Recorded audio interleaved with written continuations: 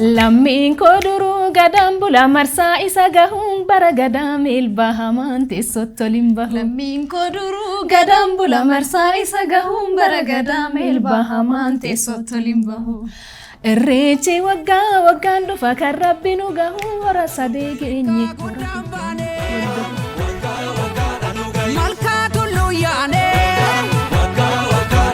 galata jechuu feene.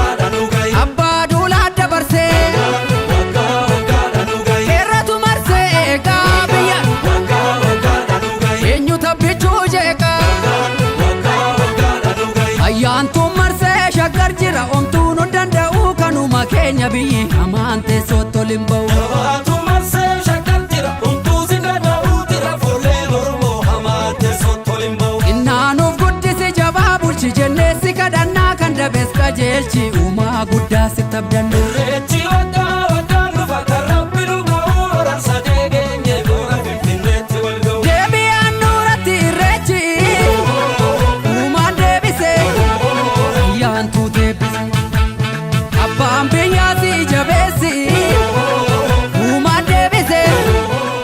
Irreechi jaalala. Irreechi dhiifama. Irreechi tokkummaadha.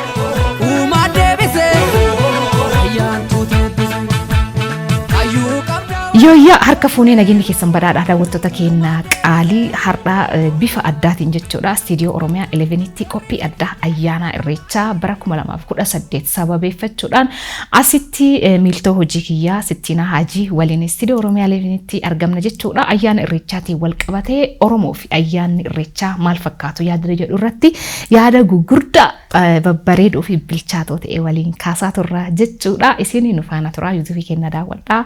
TV keenya daawwachaa yaadaaf geeka qabdan nu hira nu waliin turaa siin jedha siin jenna bagattiin sigee baganungee uummattoota Oromoo daangaalee addunyaa garaagaraa irra jiran hundaan baga ayyaana Irreechaa bara 2018 nagaan isin gahe nuunis baganungee jenna Xaaliyaatis bagattiin sigee baga walumaanii geenna jechaadha. Egaa ayyaanni Irreechaa akkuma beekamu uummata Oromoo bal'aa fi ayyaana hiika guddaa qabu jedhamee beekama jechuudha. Ayyaanota biyya kana keessatti Itoophiyaa keessatti adeemsifaman keessa ayyaanni Irreechaa isa guddaa fi hiika guddaa akka ayyaana qofaatti kan hin laallamne jechuudha. Oromoo fi hiika guddaa kan ta'e jechuudha. Ayyaanni Irreechaa akka har'aatti Oromoonni yeroo sooshaal miidiyaan baay'atee waliin arguun akkasitti salphaan ta'iniin dura uummanni Oromoo bahaa dhihaa kaabaa kibbaa Irreecha irratti wal argee mari'ata ture. Mariiwwan garaagaraa Irreecha irratti godha. Hunda caalaa garuu Oromoon guyyaatti waaqa isaatti galateeffatudha. Dukkana nu baastee gara ifaatti kan nu baastee galatoomi jedhee waaqa isaa guyyaatti galateeffatudha. Ayyaanni Irreechaa immoo dhugaa dubbachuudhaaf guyyaatti tokkummaan keenya sirriitti cimu, guyyaa nageenyi sirriitti lallabamudha. Irreechi miira addaa moo wanta nama hunda keessatti uumudha sii? Miira addaatii kan uumu Oromoo hunda biratti amma immoo Oromollee irra darbee akkuma biyyaattu ayyaanota gurguddoon jiru kan akka Shaadee jira, Cambalaalaa jira, kan Irreechaa jira. Kana dabalatee yeroo fulbaanni seenuu Itoophiyaan ayyaana garaagaraa keessummeessiti. Sana keessa immoo ayyaanni Irreechaa immoo isa adda dureedha. Irreechi dur ture waggaa 150 dura kan sirriitti uummata Oromoo biratti kabajamu. Haala dhiibbaa siyaasa biyya keenyaatiin wal qabatee Irreechi kun xiqqoo qaqallatee ture, adda citu yookaan immoo bakka dhokataa ta'etti kan gaggeeffamaa ture. Oromoon dhimma isaa kan itti mari'atu, rakkoo isaa kan itti furatu, waan itti galillee kan mari'atu sababa Irreechi addaan citeef dhokatee gola keessatti yookaan holqa keessatti akka gaggeessaa turee fi dhimma isaallee achitti akka hiikatanii seenonni garaagaraa ni himan jechuudha. Irreechi akkuma beekamu akka Oromoon maraa beekutti Irreecha lamatu jira, kan malkaatii fi kan tullu jedhameeti kan beekamu.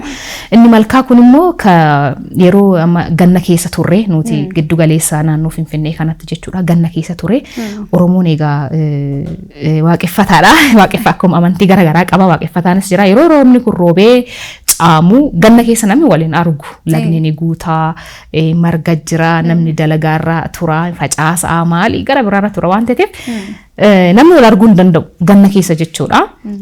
Roobni illee cimaadha baay'ee cimaa ganna kana bahaniitu birraatti bahuuni xiqqoo in ulfaata namuma waaqni birraatti baasetu birraatti baha malee akkuma argitu amma naannoota kana naannoo Finfinnee kanatti lagni guutee eebelu fudhatee lagni akkana ta'ee maaliin akkana ta'ee jedhu. So kana wal qabatee Oromoon maal godhaa warra lagni fudhateerraa hafee baga birraatti nu baastee bacaqii gannaarraa baga booqaa birraatti nu baaste jechuudhaani waaqa isa uume galateeffata jechuudha. Malkaatti bahee malkaan immoo waan hedduu qabdi. Malkaan ulfoodha karaa itti hulluuqanu karaa itti cufanullee malkaan hiika garagaraa qaba jechuudha. Karaa nama dabarsanillee karaa itti hidhanulleedha jechuudha. Malkaatti bahee waaqa isaa ganna keessa tursiisee birraatti baasee galateeffata jechuudha. Oromoon falaasama jireenyi bishaan irraa jalqaba jedhu qaba. Saniif amma bishaan yoo dheebottu dhuddee nafasii ta'a achiin immoo yoo dadhabdus immoo dadhabbii kee bishaaniin baattaa yoo ittiin dhiqattu hin qulqulloofta. Kanaafuu Oromoon falaasama amantii ganama bishaan jireenya jedhee amanu qaba. Saniif malkatti bahee irreeffata. Bishaanicha bira gaafa dhaqee irreeffatu sababa tokko malee osoo hin taane bishaan kun jireenya namaati. Wanta ibsan irratti dhaqee irreeffata jechuudha. Irreecha malkaa gaafa ta'u irreecha tulluu irratti immoo gaararra bahameeti irreeffatama. Irreechi tulluu yeroo immoo boonni kun bahee ganni galuudhaaf ta'u isa nagaan nu baastee amma immoo nagaan nu deebisi jedhee rooba nagaan nu roobi jedhee immoo gara tulluutti bahee irreeffataa jechuudha. Irra caalatti garuu sirriitti kan beekamu irreecha malkaati. Irreechi hora Finfinnee waggoota dheeraaf adda citee ture.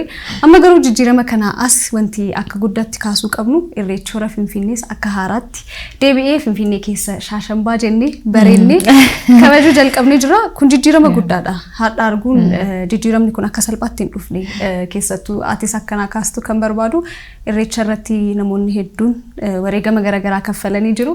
Akka carratti immoo bara 2008 yerootti namoonni hedduun irreecha irratti dhumatan san akkati achi turte quba qaba. Yeroo san iyyuu osoo gara duubaa deemnee yaadannee natti tola. Irreechi ka'ee yeroo san kaasuun waan nurraa eegamuuf akkam ture mee haalli isaa akkamitti yaadatta? Dhugaa dubbachuuf yeroo sanitti miira wal makaattu ture. Miira abdii kutachuu jira ture. Miira abdii horachuu jira ture. Yeroo bakka tokkotti Oromoon wal faana hiriiraa bakka tokkotti immoo Oromoon kan garagara jiraatu ture. Akka carraa ta'ee gaafa 2008 san hora bu'ee ture sababa hojiitiin dhaqee ture. Jalqabumaa kaasee qabsoon Oromoo bara 2008 dura ture. Dirree keessa godinaalee garagaraa keessatti akkasitti ture. Gaafa san immoo bakka tokkotti walitti dhufee bakka tokkotti walitti dacha'ee irreecha irratti jechuudha. Qabsoo isaa kan finiinse irreecha irratti jechuudha. Kanaaf tokkummaadhaa humna kan qabsoollee kan jennuuf irreechi Oromoof ayyaana qofaa miti kan jennuuf illee sababa saniif jechuudha. Haalli jiru yeroo sanitti baay'ee kan nama gammachiisuu fi kan nama gaddisiisu ture. Wayita gara lagaatti yeroo deemanii uummanni haga si ga'u sunini afaan tokko dubbata jechuun wanni isaan dubbatan namni waan biraan haasa'u. Namni amma yeroo ammaa kana kun kan dubbata kun san dubbataa miti yeroo gara lagaa deemtu sirba garagaraa maalii garagaraa akkasitti dhiichisa garagaraatu jira. Guyyaa san garuu dhiichisin turre marga qabatanii bokkuu isaanii qabatanii dhaadannoo qabani. Dhaadannoon kun afaan tokko qofaanii kan deemu. Odoo bakka san jiraattee miirri yeroo san sitti dhaga'amu irreecha doon ta'ee miira wayii keessa waan jirtu sitti fakkaata jechuun addunyaa biraa keessa jirtu fakkaata. Afaan tokkoon kan dhaadannoo dhageessisaa gara horaatti kan deeman jechuudha. Gaaffiin isaanis tokko jechi isaanis tokko baay'ee callisee jirallee qorree jirallee si galee waan akka olii gadi wanni godhuu yookaan jeequu hin turre jalqaba jechuudha. Uummanni baay'inni uummataa baay'ee guddaadha. Garuu uummata baay'ate san keessatti afaan tokko qofa dhageetta. Sagalee tokko qofattu baaya waluma qixa dubbata waluma qixa callisa jechuudha. Hafuurri garagaraa yookaan wanni waa jeequ hin jiru ture si galee. Haaluma saniin adoo jirru ani waltajjiirra bakka muuziqeessitoota jiran achumarra jira jechuudha. Yeroo booda wanti suni muudame jechuudha. yeroo uummanni akkanatti hin dhaadata laallee haalli isaa xiqqoo hin ulfaata dhiibaa dhufanii gara waltajjiitti dhiibaa poolisoonni naannoo san jiranullee meeshaa of harkaa hin qabanu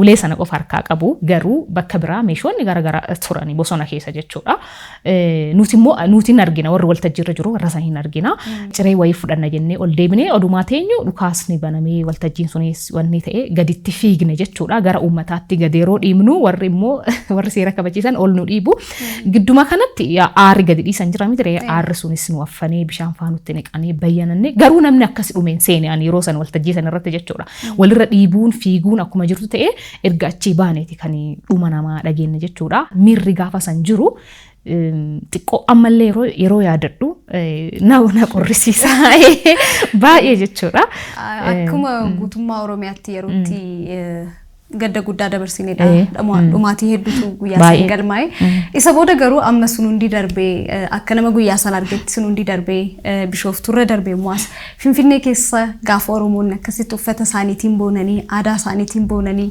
magaalota Oromiyaa garaagaraa irraa dhufanii kabajan miira akkamitti sitti dhaga'ama akka nama guyyaa san argetti jechuun kunin wanta qeerroon kumaatamaanii hedduun itti wareegamanii jijjiirama kana fidan jechuudha namoota siyaasaa irra jiru waliin wal qabatanii wal tokko ta'anii waan kana fidan jechuudha gammachuun adda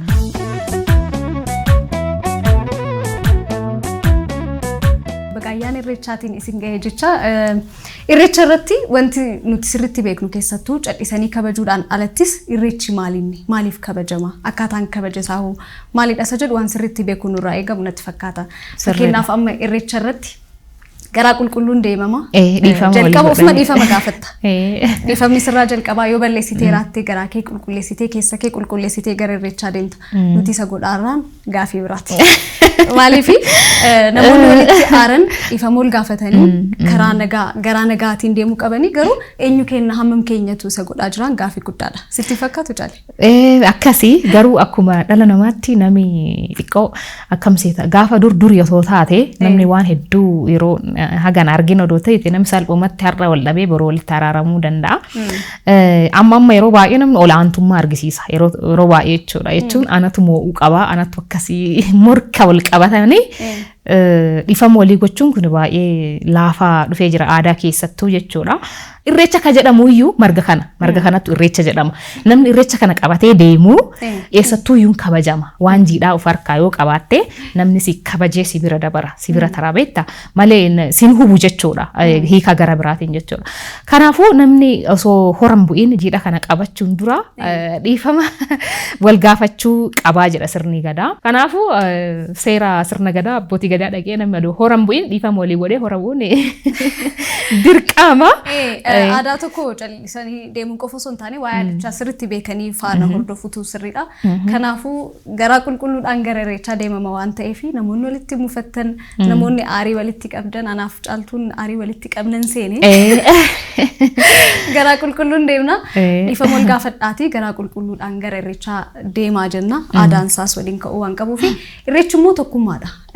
Amantiin osoo hin qoodin gosaan osoo waliin qoodin godinaan osoo waliin qoodin hundumti nama Oromummaa Oromiyaa qofaaf irreecha deema wantoota baay'ee argina gama amantiitiinis qabsiisanii namoonni yeroo wantoota garaagaraa jedhan argina wantoonni akkanaa nurraan bareedan tokkummaa bakka itti cimsannu ta'uu qaba sirriitti malee wal qooduun kuni nuuf faayidaa hin qabu eessattuuyyuu jechuudha namni kamuu amantii kamirraayyuu bilisa ta'ee kabajuu qaba jedhee amana jechuun saba kanarra namoonni jibbansa qabanillee jiraachuudha malu kan amantiidha jedhanii yaanni akkasii jiraachuu mala namoonni akka amantiitti ilaalanillee jiraachuu waan danda'aniif garuu irra caala ani amma ka yaaduroo tokko jibbansa oromummaadhaaf qabanurraa kaasanii argitamiti baay'ina uummata kana gaafa irreecha jedhee daangeffama tokko malee kan waan amantii isaanii ibsu cufa uffatanii akkanatti uffata aadaatiin kan shari'aatee kan waan amantii isaa calaqqisiisu mara uffataniitiin gara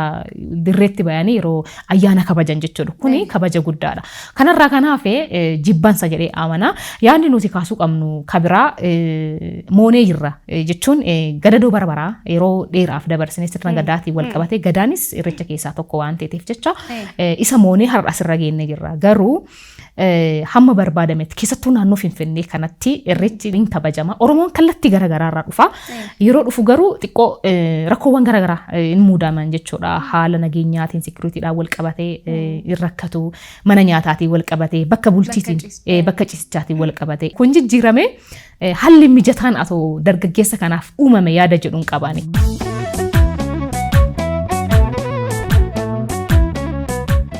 Sittiin almaaf akkas callisanii nutti taasoo sirbu ballee ta'uu affeeranii waan jedhan Rabuus nuulee sirba irreechaa tokko. Weellistuu caaltuun numa bira jirti sagalee keetiin nu jalqabiti istiidiyoo irraa immoo sirba tokko isaan affeerra.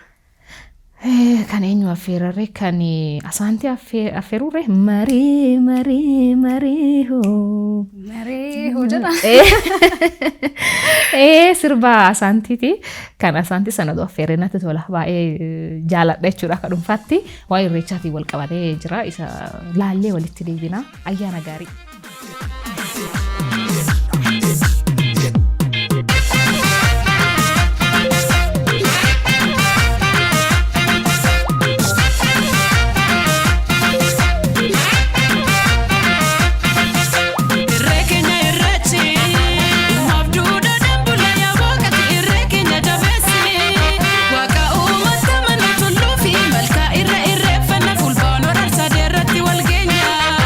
Irre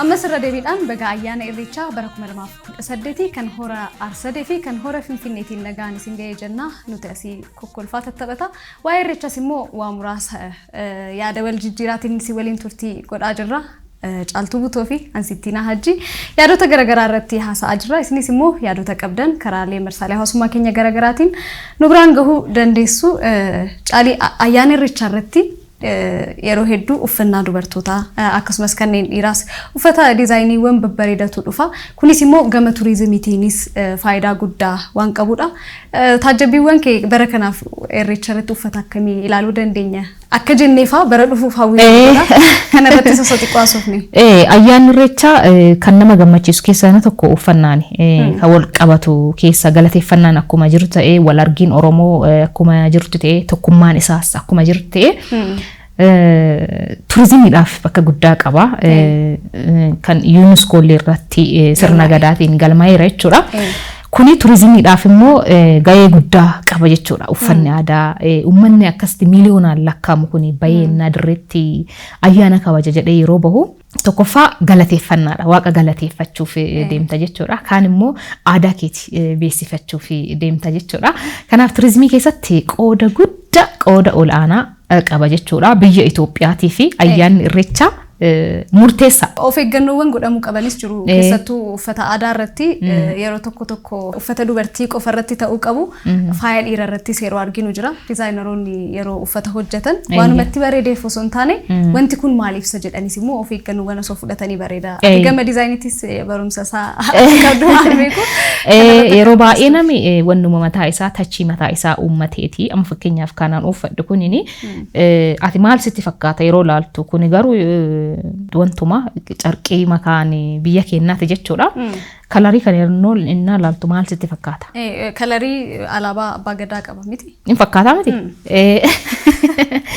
Kunu amma silaa yoo warroonni abbaa gadaa kun nuun eeyyamini adduma arganitti akkanatti godhachuun tarii eebbisanii akka barbaadan godhaa jedhuu danda'u abbootiin gadaa malee dhoorkaadha. Akkasumas maafisita wanni isaa gadi dhiisuu kan qabneef aadaan kun jechuudha.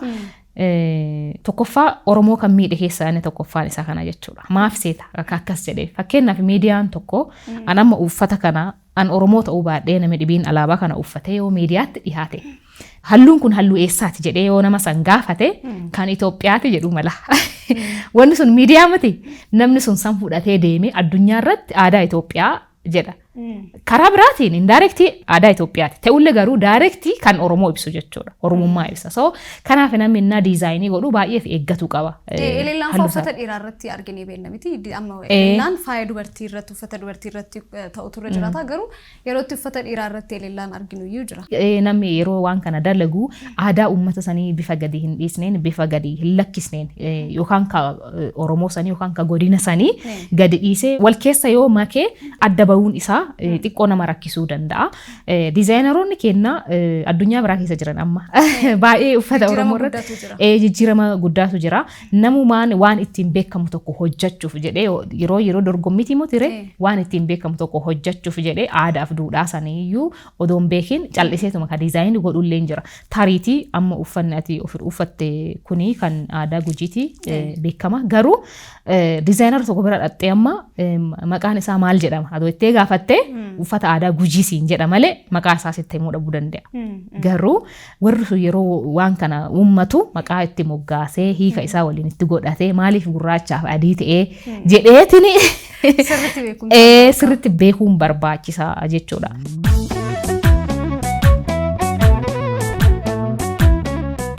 Bareedinni keenya guyyaatti sirriitti mul'atudha. Kalariiwwan garaagaraa nuti qabnu uffannaan keenya bareedinni naannoon magaalli bareedduun guyyaatti mul'atudha. Magaalli bareedaan guyyaatti sirriitti gadi bahudha. Guyyaatti wal argaatis guyyaatti tokkummaadha. Amma immoo gaarummaan isaa wanti sirriitti nama gammachiisus immoo sabaaf sablammoonni hedduun immoo guyyaa irratti argamanidha. Obboloonni keenya naannolee garaagaraa irraa dhufanii irreecha kanarratti isaanis aadaa isaanii qabatanii dhufanii uummata Oromoo biratti aadaa isaanii mul'ifatanii uummanni Oromoos aadaa isaanii bara obbolummaa isaaniis jaalala obbolummaas guyyaatti sirriitti itti cimsuudha. Keessattuu gara Sidaamaarraa gara Walaayitaarraa as gara naannoo Kibbaarraa uummattoonni hedduun dhufanii guyyaatti aadaa isaanii calaqqisiisanidha. Kun immoo akka biyyaattis irreechi tokkummaa akka biyyaatti wanta fidu ta'uu kan sirriitti arginudha. Sirriitti malee biyya alaallee biyyoonni akka Keeniyaa, Rwaandaa, Yugaandaa, Burundii biyyoota garaagaraa amma dhufee warra ollaallee irraa akkasumas warra fagoo jiran irraa keessattuu kabara kana hedduu Komishiiniin Turizimii Oromiyaa fa'aa affeeranii jechuudha. Turizimiidhaan wal qabatee irreechi turizimii illee akka oolu agarsiisuudhaa fi Afrikaa naannoo biraatti illee argisiisuudhaa fi biyyoonni hedduun amma galanii Finfinnee akka jiran kan beekamu jechuudha. Kun immoo turizimiif keessattuu turizimiin Komishinii Oromiyaa jechuudha. Waan baay'ee ambaasaadara turizimii Oromiyaa ta'ee jira torbaan kana keessa. Baga gammadde jalqaba irratti kaasuu dagannee egaa gidduumaan rakkoon qabu turizimiif akka oolu beekamaadha. Kanaaf Komishiniin Turizimii Oromiyaa jechuudha biyyoota Afrikaalee garaagaraa Itoophiyaan maal akka fakkaattu Oromoon immoo maal akka fakkaattu gaanfa Afrikaa keessatti gahee uummanni Oromoo uummata Afrikaatiif qabuu fi akkasumas Itoophiyaaf qabu argisiisuudhaa fi biyyootaan garaagaraa affeeree aadaa Oromoo, duudhaa Oromoo, afaan Oromoo itti argisiisaa jira jechuudha. Kun maali ifi gurguruu jechuudha. Afaan biraatiin jechuudha. Aadaa keenya, seenaa keenya, duudhaa keenya gurguraa jira jechuudha. Caalii nutis akka Oromiyaa 11tti wantoota irratti hojjennu keessaa gama turizimiitiin isa guddaadha. Godinaalee Oromiyaa garaagaraa haalaa fi akkaataa nuuf mijatee maraan gara biyyaattis darbees immoo namoonni lammiileen biyya keenyaa biyyoota addunyaa garaagaraa irra jiran Oromiyaan maal fakkaatti isa jedhu akka daawwataniif qophii keenya imaltuu Oromiyaa 11tiin naannolee garaagaraa daawwachiisaa turree jirra. Kanaanis immoo badhaasas argannee beekna. Ammas immoo fuula duraafis kaadhimamne irra jechuudha akka Oromiyaa 11tti jechuudha. Asuma Turizim Komishinii Oromiyaatti nu kaadhimeera jechuudha. Sanillee akka moone jechuudha qophii imaltuutiin deebinee asitti waa'ee Oromiyaa 11 akka haasofnu jechuudha milkaa'inna.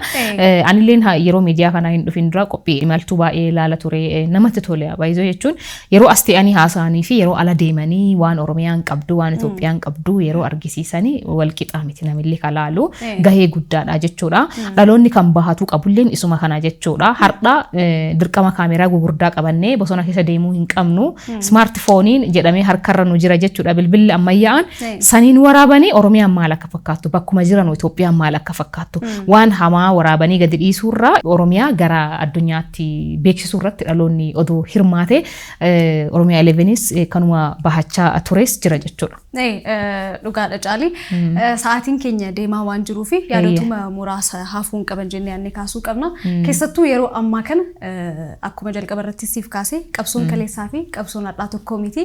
Dhaloonni kaleessa gaafii gaafatuu fi nuti dhaloonni keenya gaafii hin gaafannu tokko miti. Dhaloonni dhufuus immoo gaafii mataasaa gaafii biraa qabatee dhufa.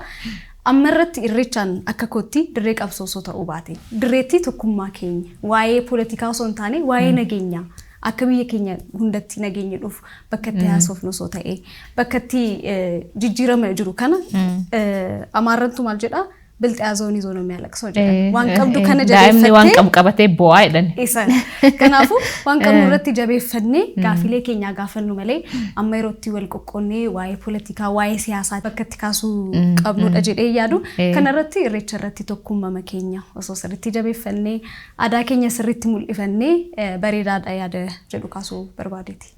Platformii dura ittiin turre saniin odoo hin ta'in karaa biraatiin karaa abshaalummaa ta'een rakkoo san gaafachuu rakkoo san jijjiiruu bifa saniin odoo deemne moordammoo fayyadamaa taana bu'aallee argachuu dandeenya malee har'a irreecha keenya jeeqnee hin sodaatawa an ammallee naaf hin galu jechuu yeroo irreechi dhufu haalummaan nageenya naannoo kana jiruyyuu si dhiphisan.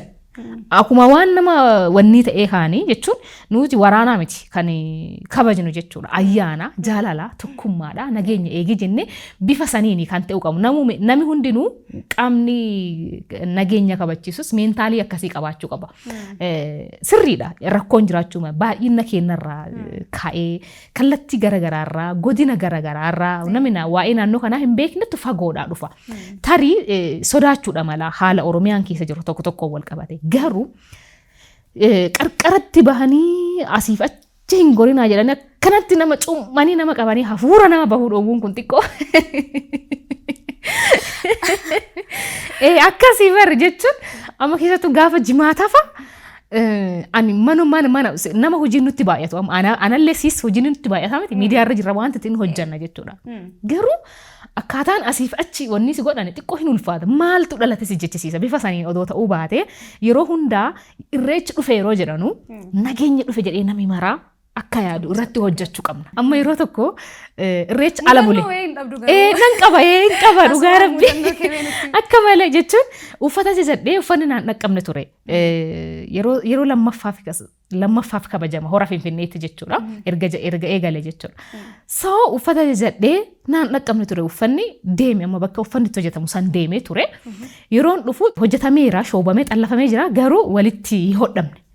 Dirqama taa'ee eeggachuu qaba ture achuma bule mana uffataa keessa aduma taa'u oduma hodhinu saa 9 natti ta'e halkan keessa saati 9 yoo sitti ta'u karaan cufama eessa sita jamoodha bakkisaa si galee ani immoo maatii kiyya mara qabadhee ala buleeyyuu ala jira naannoo isteediyeemii kana jechuudha akka maa ta'u garuu akkuma ta'e saa 10tti halkan saatii 10tti uffata kan fudhadhee gad ba'ee makiinuma karaarra fiigu fuuldura dhaabadhee dhaabsifadhee konkolaataa wayii karaarra dhaabsifadhee uffata kiyya kan qabadhee gubbaarraan eessa karaa atoobistaaraa karaa maaliitiin deemu oduma siqu masaraa mootummaa biraan ba'e kaasaanchisi jechuudha yeroo achiin bahu achitti irraa bu'ee uffaticha kan baay'eedha kan nama afuriiti kan maatii gosa tokko hojjechisiifanne yeroo darbu bakka hoteela Ililii kana yeroo achi gahu wanni hin cufa na dabarsuudha dhawwe poolisiin maal gurgursiisaaf deemtaanii uffata ara kan maatii kooti kun maatiin Ililii keessa jiran laal kun kan mucaa kiyyaati kun kan baarraa kiyyaati kun kan obboleetti kiyyaati kun kiyya jedhee keessaa guuree hundasaa na dhowwan duubatti na deebisan ila in aare maal achi duubatti deebi'eetini maal qoy bineensa wayiiti ani maal namaa miti irreecha kabajaa miti kun maatiin as jira sin jira itti iyyee achi namni wayii ajajaa isaanii kan afaan Oromoo dubbatu natti dhufe yeroo natti dhufu na beeke jechuudha na beeke na dubbisee dabarsaa jedheen akkasitti dabar aduu nama obsan qabne taate yookaan uffata sanitti darbadha waan biraatti uumama akkana goota jechuun irreechi jeeqame jechuudha wanti namni tokko godhu irreecha jeeqa jechuu obsa dhabe kanaafu akkanatti osoo nu dararuu baatanii jechuudha.